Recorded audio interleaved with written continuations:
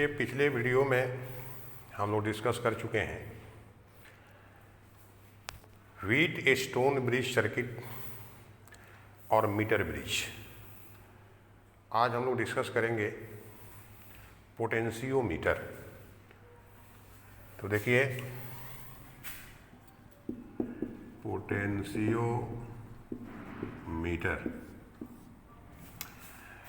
तो it is a device by which EMF of a cell can be determined.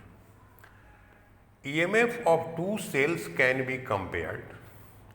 Internal resistance of cell can be determined. And potential difference across in terminals of any components present in electric circuit can be determined. तो ये इतना हम लोग काम कर सकते हैं इस पोटेंशियोमीटर से। तो देखिए, it is a device by which EMF of a cell can be determined. EMF of two cells can be compared and internal resistance of a cell can be determined. So it is a device by which EMF of cell can be determined, EMFs of two cells can be compared and internal resistance of cell can be determined. इतना काम हम लोग कर सकते हैं। Construction of potentiometer is shown in following diagram. अब देखो, diagram पर ध्यान दीजिए।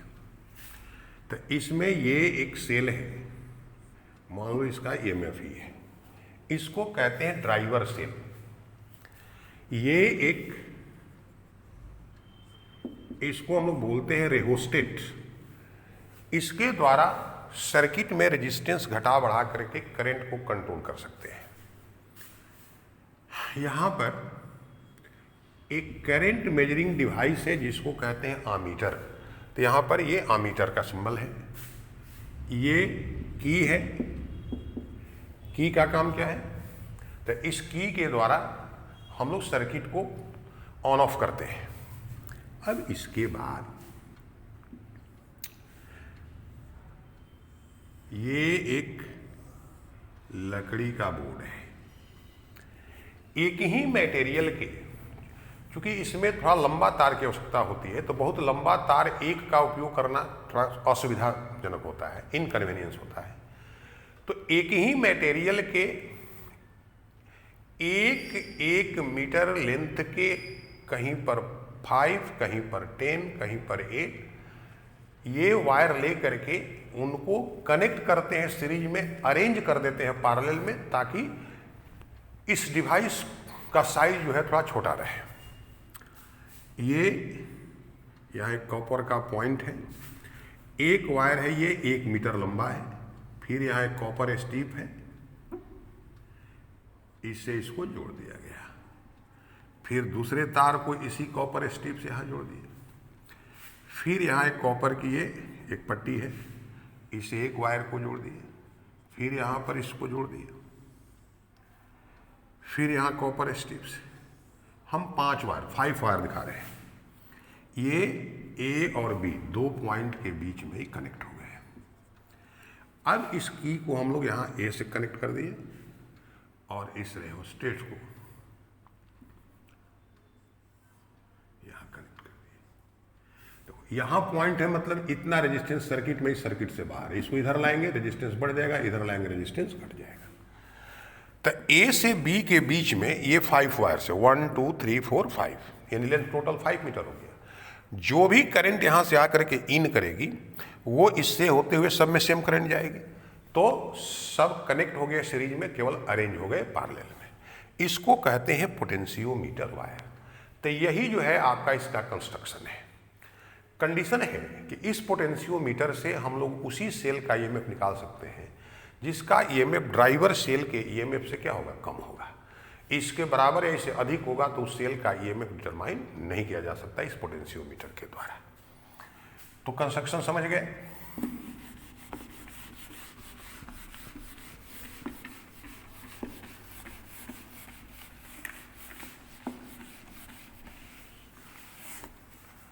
तो इसको आप डिस्कस कर सकते हैं। 8 consist of a cell of EMF E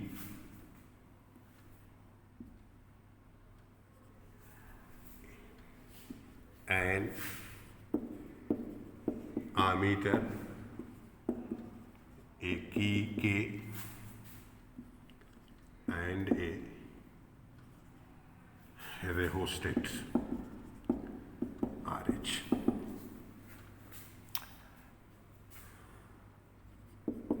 It also consists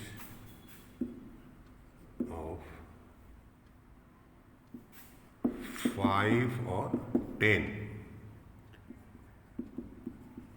pieces of wire of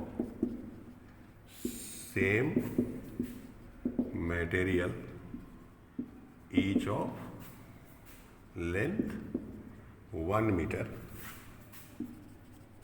which are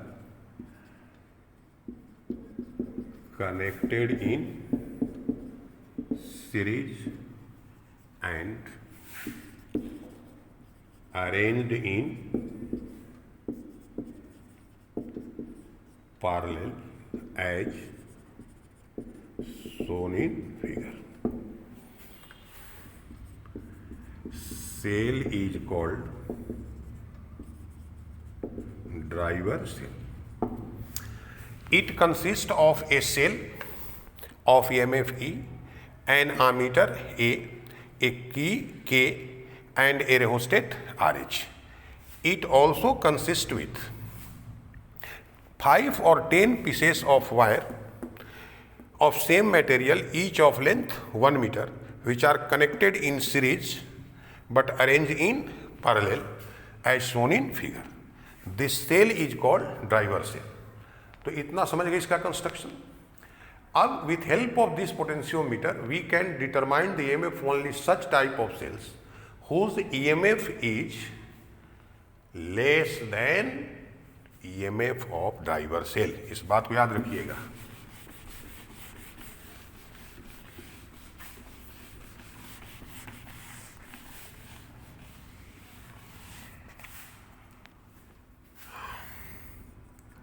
By potentiometer,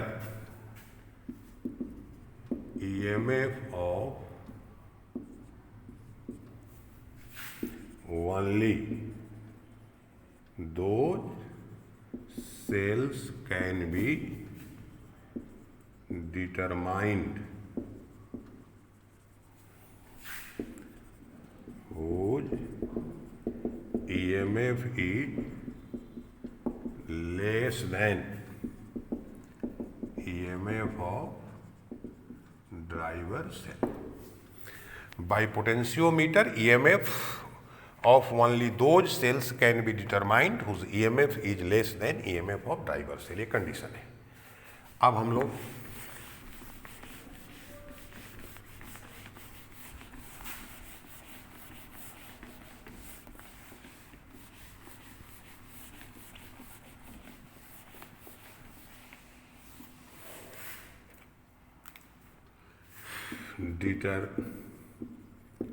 determination of EMF of a cell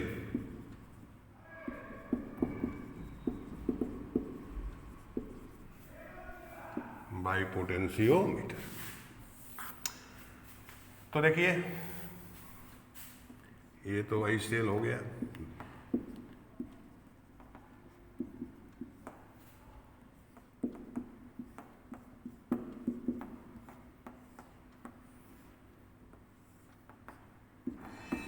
अब बार बार हम लोग 5-10 तार नहीं दिखाते हैं, वही पोटेंशियोमीटर वायर है। ये तो पोटेंशियोमीटर हो गया। अब जिस सेल का ईएमएफ आपको डिटरमाइन करना है उसके पॉजिटिव टर्मिनल को पोटेंशियोमीटर वायर के इंड ए से हम लोग कनेक्ट कर देते हैं। सेल के नेगेटिव टर्मिनल से गैल्वेनोमीटर, गैल्वेनोमीटर का काम है एज ए करंट इंडिकेटर। इस गैल्वेनोमीटर के दूसरे नॉब से ये जॉकी जो मेटालिक पॉइंटेड मेटालिक नॉब है इस पोटेंशियोमीटर वायर से टच करा देते हैं। मान लो इसका ईएमएफ E1 है। अब क्या होगा, जैसे सर्किट कंप्लीट कीजिएगा यहां से करंट निकलेगी, वह करंट जब यहां पहुंचेगी तो यहां से आगे बढ़ने का दो रास्ता, दो वे मिलता है। कुछ करंट पोटेंशियोमीटर वायर से जाएगी, कुछ इस सेल से होते हुए गैल्वेनोमीटर में जाएगी। तो जैसे गैल्वेनोमीटर में करंट जाएगी इसमें डिफ्लेक्शन होगा। अब आपका काम क्या है, यहां पर एक्सपेरिमेंट क्या करना है, तो इस जॉकी को इस वायर AB पर हम लोग स्लोली स्लाइड कराएंगे। कब तक, जब तक इसमें नल डिफ्लेक्शन प्राप्त नहीं हो गया। मान लो जब जॉकी C पर है, यहां से लेंथ L1 पर, तो नल डिफ्लेक्शन प्राप्त हो गया, मतलब इधर से करंट नहीं जा रही। यहीं पर बात समझना है। तो अगर यहां से डिलीवर्ड करंट आई है तो वह टोटल करंट आई यहां पर आने के बाद इस पोटेंशियोमीटर वायर से जाएगी। तब पोटेंशियोमीटर वायर के इस लेंथ L1 के क्रॉस जो पोटेंशियल डिफरेंस है वही इस सेल की ईएमएफ के बराबर होगा। ये कैसे होगा, तो A और C के बीच का जो पोटेंशियल डिफरेंस है वही इस सेल की ईएमएफ, चूंकि सेल भी A और C के बीच है और इसका मतलब कि वायर का पार्ट AC इस सेल के साथ क्या है, पैरेलल में है। तो पैरेलल में इसका मतलब दोनों का पोटेंशियल डिफरेंस सेम होना चाहिए। तो इसका पोटेंशियल डिफरेंस किसका, पोटेंशियोमीटर वायर के लेंथ L1 का इस सेल ईएमएफ के E1 के बराबर होगा। यही हमारा प्रिंसिपल है डिटर्मिनेशन का। तो कंस्ट्रक्शन समझ गए। अब देखो, if resistance per unit length of wire is rho, then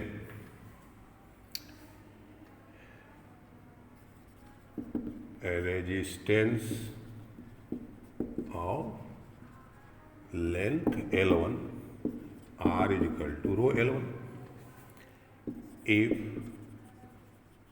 current flowing in circuit is I, then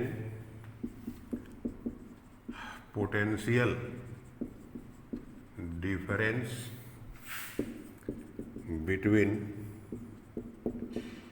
points A and C V equal to formula I R आप पढ़े, तो आई रो L1 और this potential difference will be equal to EMF of the cell. Since cell is also connected between points A and C, so its EMF E1 will be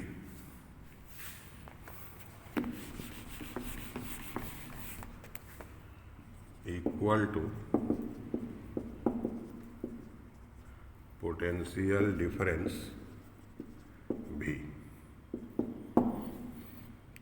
तो E1 equal to therefore I rho L1।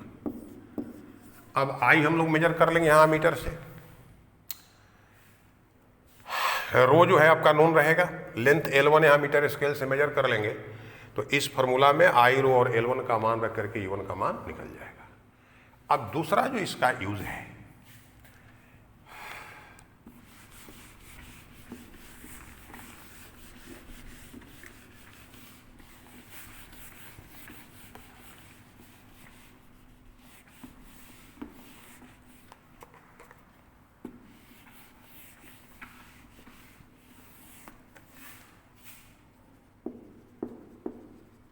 Comparison of EMF of two sales.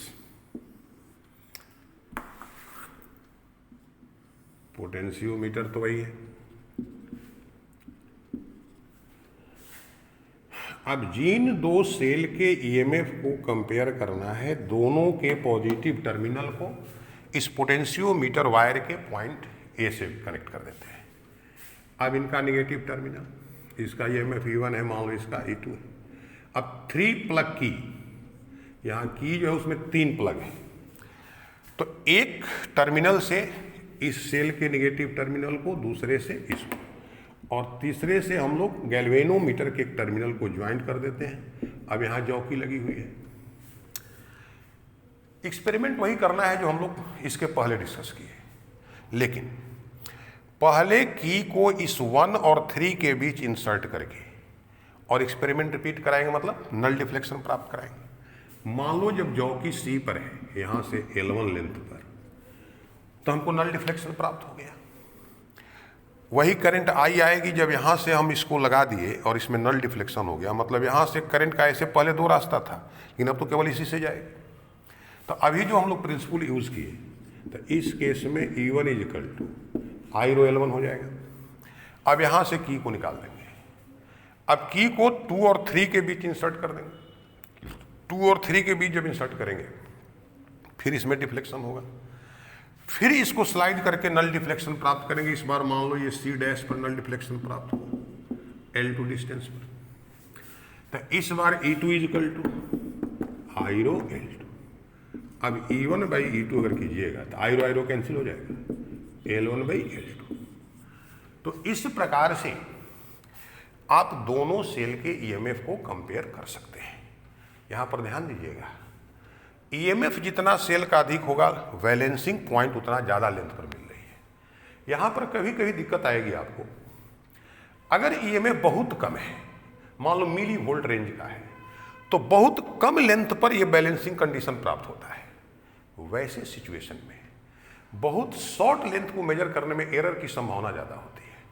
तब हम लोग balancing length बढ़ाना चाहते हैं। उसका एक ही उपाय है, इस वायर से जाने वाले करंट को हम लोग कम कर दें, और करंट कम तभी होगा जब हम थोड़ा रेजिस्टेंस को क्या करें, बढ़ा दें। तो सर्किट में रेजिस्टेंस बढ़ा करके करंट कम कर देंगे तो बैलेंसिंग लेंथ बढ़ जाएगा। यानी इस प्रकार से इस पोटेंशियोमीटर की इफिशियंसी बढ़ जाएगी। पूछता है कभी कभी कि हम लोग कैसे इसकी इफिशियंसी बढ़ा सकते हैं। तो जो पोटेंशियोमीटर वायर है उससे करंट को कम हम लोग करा दें, फ्लो कम कर दें, तो बैलेंसिंग लेंथ बढ़ जाएगा, यानी इसकी इफिशियंसी बढ़ जाएगी। यानी कम वोल्ट का भी मेजरमेंट इससे हम लोग कर सकते हैं। अब इसके बाद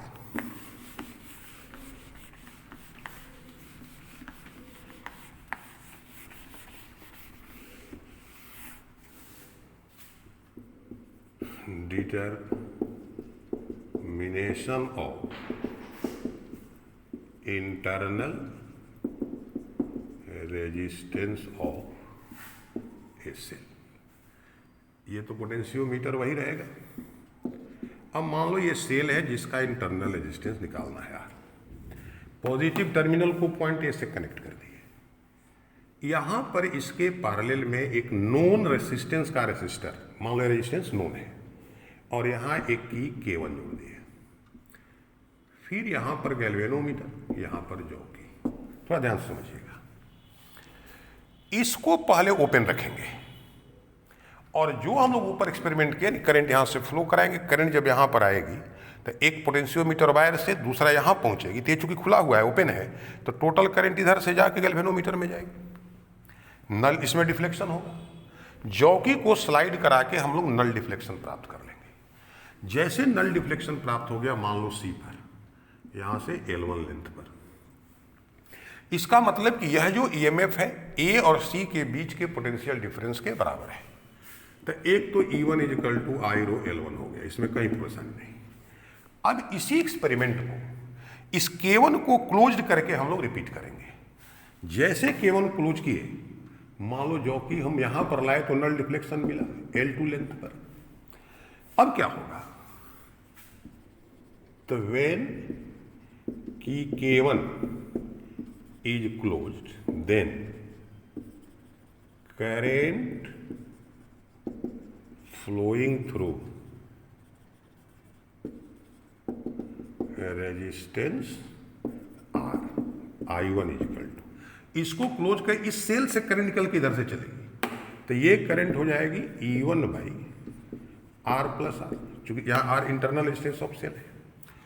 अब जैसे करंट इधर से जाएगी तो इसका पोटेंशियल डिफरेंस इसके टर्मिनल पोटेंशियल डिफरेंस के बराबर होगा। तो terminal potential difference of cell V is equal to I1R, तो E1 R by R plus R. और यही पोटेंशियल डिफरेंस A और C डैश के बीच के टर्मिनल पोटेंशियल डिफरेंस के बराबर होगा। तब तो V is equal to I rho L2, therefore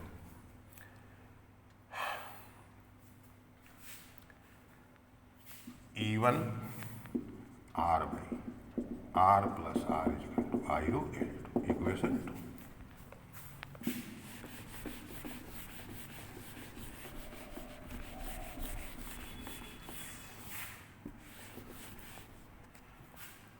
अब इक्वेशन 1/2, तो I rho L1 E1 by E1 R by R plus R, L1 by L2 हो जाएगा, ये कैंसिल हो गया।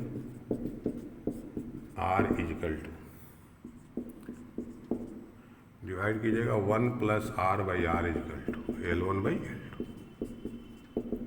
L1 by L2 minus 1, L2 by L2, तो R इजिकल टू।